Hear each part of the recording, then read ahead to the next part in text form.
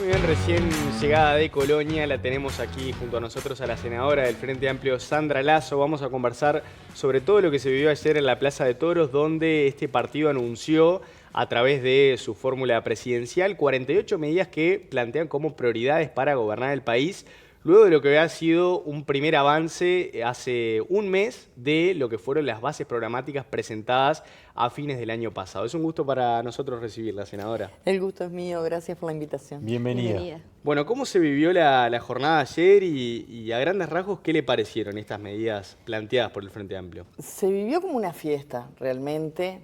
El ambiente que había allí era de fiesta. Yo creo que las medidas, a mí me sorprendió lo de las 48, ¿no? ¿Por qué 48 no 50, no? Me parece que hay todavía mucha tela para cortar, que esto fue como un avance. Y realmente me parece que es como también parte de un proceso, ¿no? Un proceso que comenzó, yo creo que inmediatamente de que sufrimos la derrota electoral, arrancó un proceso de, bueno, recorramos el país, hagamos un proceso de autocrítica, pasemos rápidamente a Aquel famoso borrador, ¿no? Exactamente. Y todo eso fue dando sus pasos. Este paso me parece que es muy importante porque de alguna manera todo aquello que está en las bases programáticas, que se recogió de las salidas y las recorridas que se hicieron por todo el país, que después además se plantearon en un congreso donde, vaya si discutimos los frente amplistas, ¿no?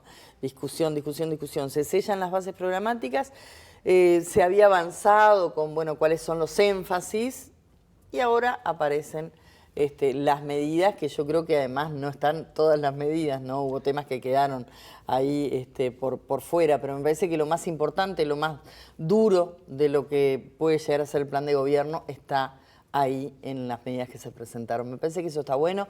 Me pareció bueno además que se diera en esa presentación donde Carolina hizo un avance de por dónde, me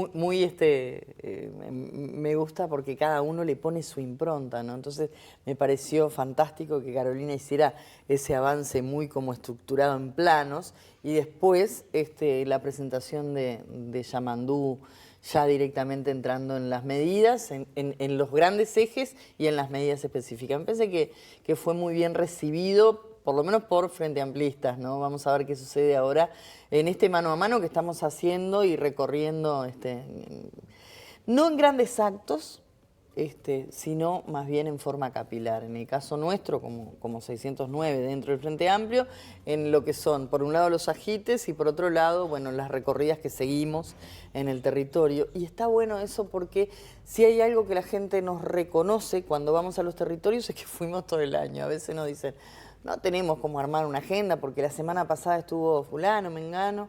Bueno, pero era parte de la autocrítica, ¿no? Ese alejamiento que había habido durante, sobre todo, el último periodo de gobierno. Entonces, me parece... Senadora, usted está en el Parlamento, hoy está empapada de todos los temas. Si el Frente accede al gobierno, ¿con qué país se encuentra? A ver, yo creo que se encuentra con un país que tuvo un aumento de la pobreza infantil, pero no podemos decir que estemos en un país en quiebra porque no lo está. Creo que sí hay cosas que sucedieron y que de alguna manera favorecieron a quienes ya estaban favorecidos. Yo creo que se ha dejado de atender como pequeños agujeros, ¿no? Yo lo veo como un queso con pequeños agujeros que se han ido haciendo y que en 5 años llevaron a que en algunos temas se retrocediera. Por ejemplo, más allá de la pandemia, de la guerra de Ucrania, de todo esto que se nos coloca sobre la mesa, de la bonanza con la que se gobernó en algunos años, porque yo recuerdo que en 2008 había una crisis bastante importante a nivel mundial y sin embargo Uruguay trataba de tener un foco en ¿qué? En el ser humano, ¿verdad? En el ser humano como parte de esas políticas que se desarrollan. Yo creo que hubo algunos retrocesos que tienen que ver con atender, sí, que no cayeran determinadas medidas. Yo recuerdo al comienzo, digamos, de esta legislatura, una presentación que estaba colgada hasta hace muy poco en la página del Ministerio de Economía y Finanzas, donde se basaba en un informe que había en cuanto al grado inversor de nuestro país y que era el mismo informe que teníamos nosotros. Por lo tanto, en bancarrota no se recibió este país por parte de esta administración. ¿Qué me parece que hubo? Hubo pérdida real de salario, ¿tá? Hubo estancamiento, hubo ámbitos de participación en todas las áreas que se obviaron, en la salud, en la educación. Se habla de una reforma educativa donde en realidad los principales actores en esa reforma estuvieron ausentes. Me refiero a los docentes, me refiero ¿Usted se acuerda de las declaraciones del expresidente José Mujica? Que fue muy duro con los gremios de la educación, ¿no? Y que llegó a decir incluso que era prácticamente imposible hacer una reforma con los gremios de la educación incluidos. Me acuerdo de eso y me acuerdo de educación, y sé que se trabajó en ese sentido. Ahora, si usted corta el diálogo directamente, porque Mujica habló de la dificultad que había, como nos pasa en todos los gremios. Miren, a ver, yo trabajé más de 20 años en los medios de comunicación, en el interior del país. Lo que cuesta que todos lleguemos a determinados acuerdos es un montón. Ahora, si yo corto el diálogo directamente y cuando hago una reforma estoy de espalda, ya no solamente, no estoy hablando de los gremios solamente, hablo de la comunidad educativa, porque la comunidad educativa es mucho más que los docentes y que los estudiantes. Trasciende eso, son los vecinos del barrio. Por lo menos en la escuela pública que yo me crié muy cerquita de acá, en la escuela 90, Pedro Figari, la comunidad educativa eran los vecinos, era la familia. Si usted obvia todo eso, y es poco probable que en realidad podamos hablar de reforma. Podemos hablar de algo que, no sé, se impone de alguna manera. Es muy difícil. Pero yo lo que me refiero es a los ámbitos de participación. Vamos a la salud. ¿Qué pasó con la JUNASA? ¿Qué pasó con las comisiones de usuarios? Todas esas cosas que es quitar lo participatorio. Es el concepto que hay muchas veces hasta de las propias empresas públicas, que como dice mi querido compañero el Flaco Agassi, son servicios públicos, no son empresas. Porque tú una empresa la puedes medir en términos de ganancia o pérdida. Los servicios que son de todos, no los puedes medir en eso. Claro, hay que medir desde la atención, pero también la eficiencia no puede dejar de estar, evidentemente. Un equilibrio ahí. Le pregunto, senadora, usted lo decía al principio, una de las cosas que han hecho es la autocrítica en lo que tenía que ver con el abordaje hacia todo el país. Y usted además es una mujer que viene, usted lo ha dicho, ¿no? Adoptada por Rocha, adoptada por el interior del país y bueno, y conoce a fondo esa realidad.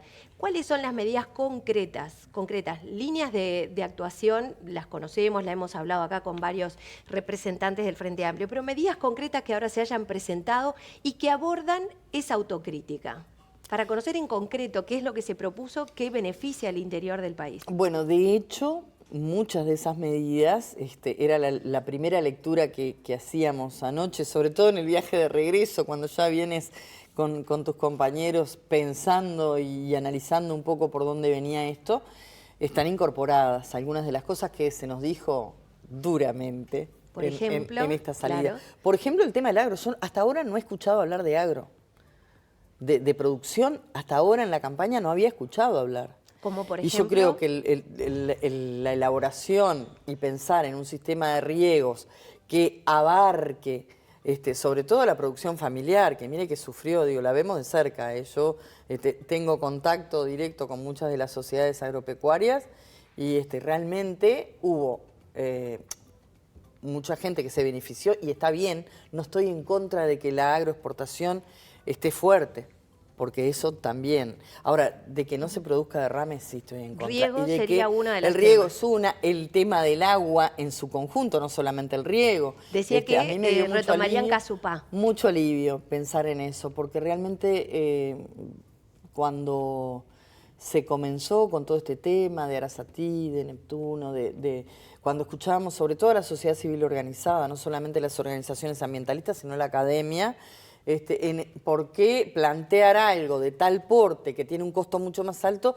si realmente había quedado allí planteado el tema de Casupá? Hace poco yo presido ambiente, habíamos recibido a los productores de Rincón del Pino, que ellos dicen, no estamos de acuerdo con el polder. Neptuno sin el polder no existe. A nivel de salud, por ejemplo, senadora, que sabemos que hay tantas carencias en todo el interior del país. Mira, yo he sido crítica, sobre todo porque creo que en 15 años hizo mucho. De hecho, el Sistema Nacional Integrado de Salud se mantuvo, pero de alguna manera hemos tenido algunos agujeros, para volver al término, en lo que tiene que ver con lo que es la situación hoy de muchas de las mutualistas, ¿no? Yo no puedo dejar... yo dividía el periodo parlamentario en materia de percepción de las leyes que se aprobaron entre lo bueno, lo malo y lo feo, como aquella película muy añeja de cowboy, y entre lo feo. Yo creo que de las peores leyes que nos tocó votar fue aquella de Casa Galicia, ¿no? Que se anunció un 23 de diciembre, un día antes de la Navidad. Y yo creo que ha faltado contralor. ¿Tienen propuestas concretas en ese sentido? Bueno, por allí se habla de la agencia que tiene que ver con los medicamentos. Yo creo que eso es absolutamente necesario. Se habló también de mejorar los tiempos de espera, y yo creo que para eso, para la mejora de los tiempos de espera, ahí tiene que haber un diálogo. Yo creo que todo está planteado en términos de diálogo, también con la academia, también con los que forman, también con brindarle a los profesionales la oportunidad de radicarse en el interior.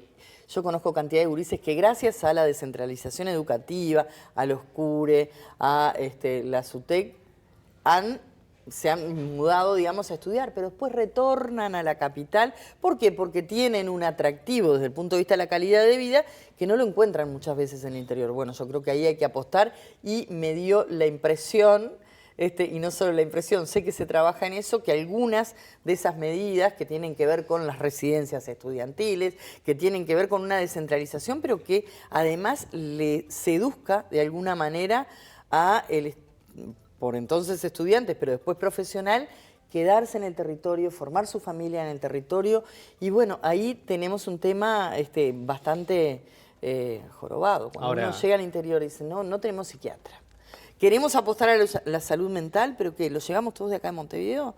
¿O hagamos que haya una forma de que la calidad de vida de esa persona esté asegurada? Y para eso hay que hablar con la academia, con los formadores y con el sistema de salud. Da la sensación, senadora, de que en esta campaña particularmente hay algunos temas de los que quizás no hablábamos con el mismo énfasis hace un par de campañas, o mismo en la campaña anterior, por ejemplo, el medio ambiente, sí, o el peso de las redes sociales.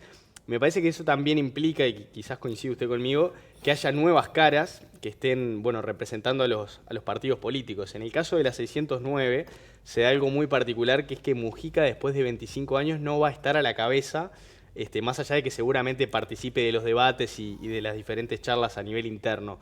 ¿Qué le genera eso? ¿Cómo va a ser esa renovación con seguramente el Pacha Sánchez liderando, con ese anhelo también que tiene de integrar un rol ejecutivo en el eventual gobierno de Orsi?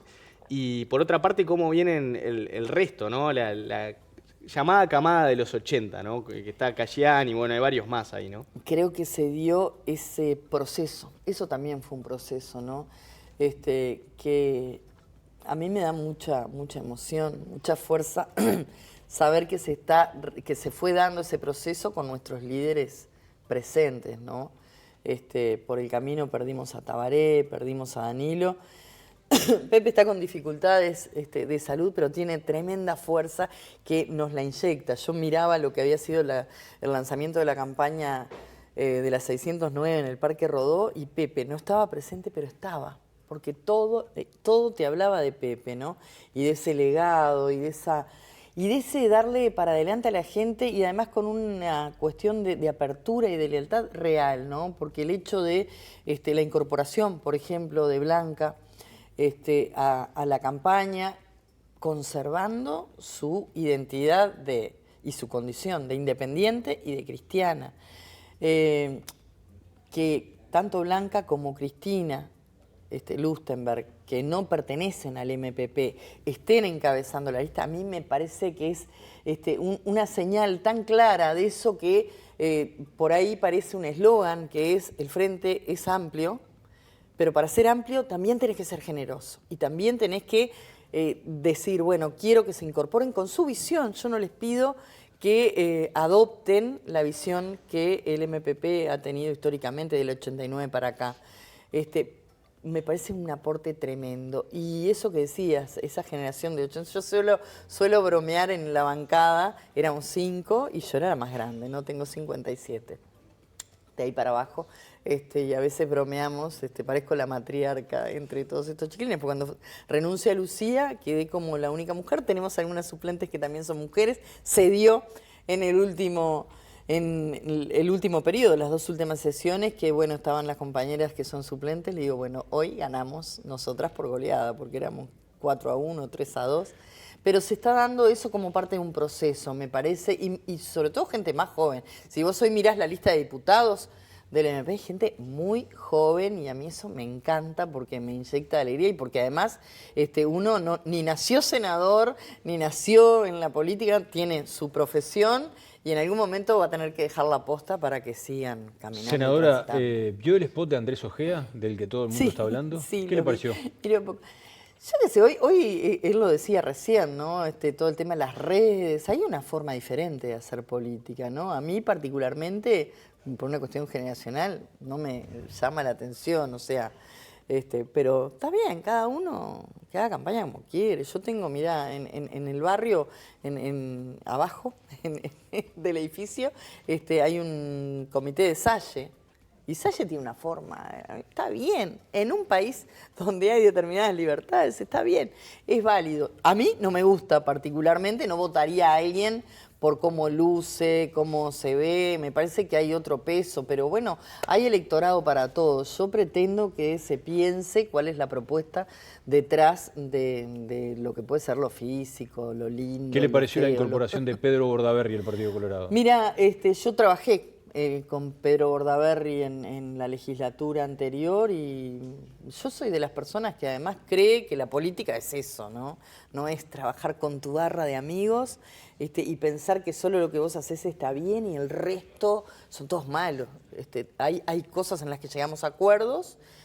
A mí me gusta la forma de actuar de la gente con educación y con... podemos estar en las antípodas en muchos temas. De hecho, lo estamos. Pero siempre hubo un trato cordial, se puede dialogar, se puede tejer acuerdos. Me parece bien. Se ha incorporado a Elvia Pereira, allí a la fórmula del Frente Amplio también, bueno, a la fórmula, al equipo, digamos. ¿Qué implica su incorporación, siendo que Elvia Pereira viene del PIT-CNT? La vi de lejos ayer, a Elvia no pude conversar con ella. Pero a mí me parece que el Frente Amplio siempre ha sido una fuerza que ha incorporado gente de diferentes ámbitos, ¿no? Del ámbito sindical, del ámbito intelectual. Digo, vos hoy mirás las listas y yo veo un montón de artistas, gente vinculada al teatro, a la música, a la cultura, escritores. Bueno, se han dado estos comunicadores, ¿no? Que han pasado directamente a la fuerza política. Sí, ¿por qué no? Te hago una pregunta que de pronto ha estado también sobrevolando últimamente, es...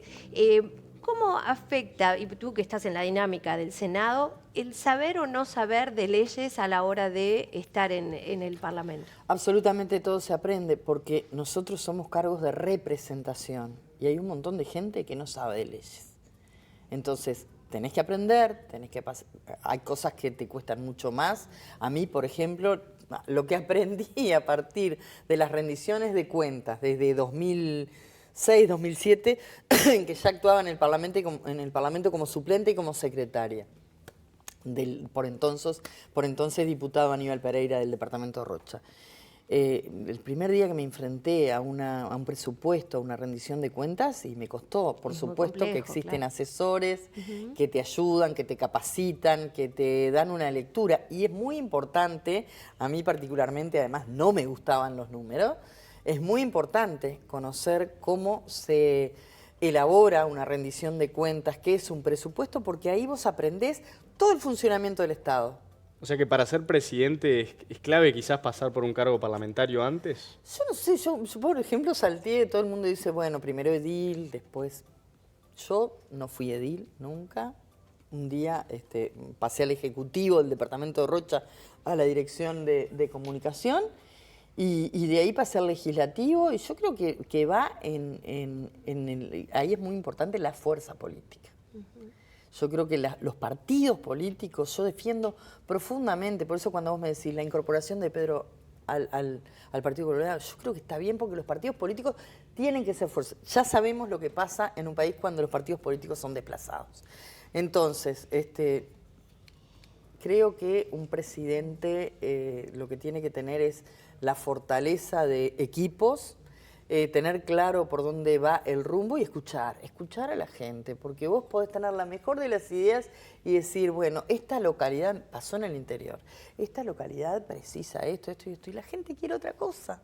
Entonces vos tenés que escuchar a la gente. Nos pasó, Yo creo que es parte de esa autocrítica que hicimos. Lo mismo que ir muchas veces con algún discurso que era muy citadino, muy capitalino, y no reconocer las diferentes identidades culturales, sociales, socioeconómicas que hay en el interior, que ni siquiera son en un departamento una cosa homogénea, porque en un mismo departamento tenés diferencias. En Rocha, particularmente, estamos hablando de una capital que concentra, digamos, toda una vida administrativa importante, cultural, si se quiere. Después tenés toda una zona que es productiva, que ha sufrido y bastante. Y después tenés una zona que es turística, absolutamente. Por eso me pareció bien interesante esas medidas que apuestan al turismo, ¿no? Bien. Y a determinadas cuestiones económicas que están vinculadas. Senadora, en el final, 2 temitas importantes, le pido que sea breve.